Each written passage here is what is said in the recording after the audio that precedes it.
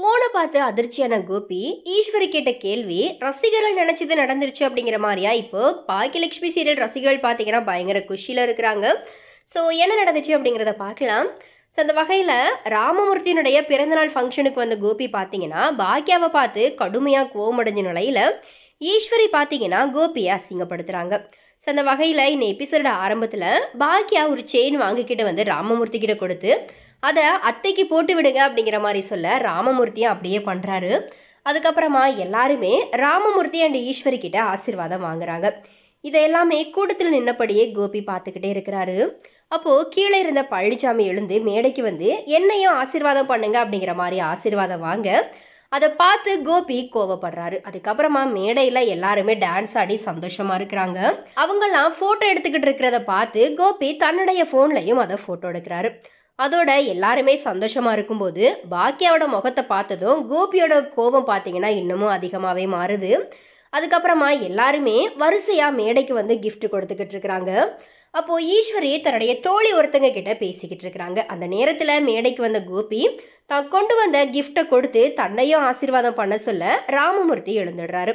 மேலும் நீங்கள் ஆசீர்வாதம் பண்ணுங்க, நான் உடனே போயிடுவேன் அப்படிங்கிற மாதிரியா கோபி கெஞ்ச அதுக்கு ராமமூர்த்தி கோபி கொண்டு வந்த கிஃப்டை பிடுங்கி தூக்கியும் எரிஞ்சிடுறாரு. அதுக்கப்புறமா ராமமூர்த்தி மேடையிலிருந்து இறங்கி போனதும் ஈஸ்வரி தனியாக மேடையில் நின்றுக்கிட்டு இருக்க கோபி ஈஸ்வரி கிட்ட தன்னை மன்னிச்சிடும்படியாக கெஞ்சி ஆசீர்வாதம் செய்ய சொல்ல அதுக்கு ஈஸ்வரியும் பார்த்தீங்கன்னா கோவப்படுறாங்க.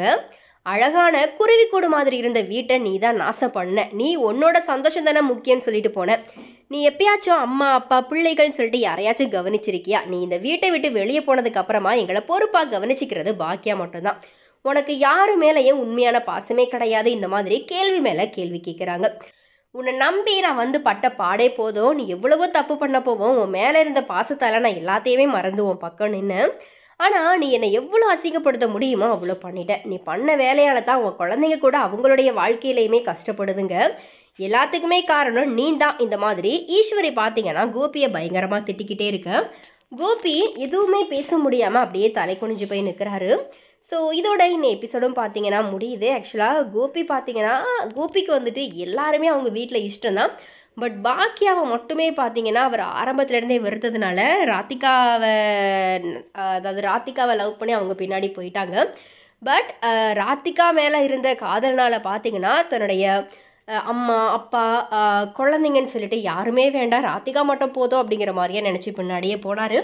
பட் இப்போ பார்த்தீங்கன்னா கோபி இல்லை அப்படின்னாலும் பாக்கியாவோட சப்போர்ட்டில் அந்த குடும்பமே பார்த்தீங்கன்னா இப்போ ஒரு அளவுக்கு நல்ல ஒரு நிலைமையில் இருக்கிறாங்க.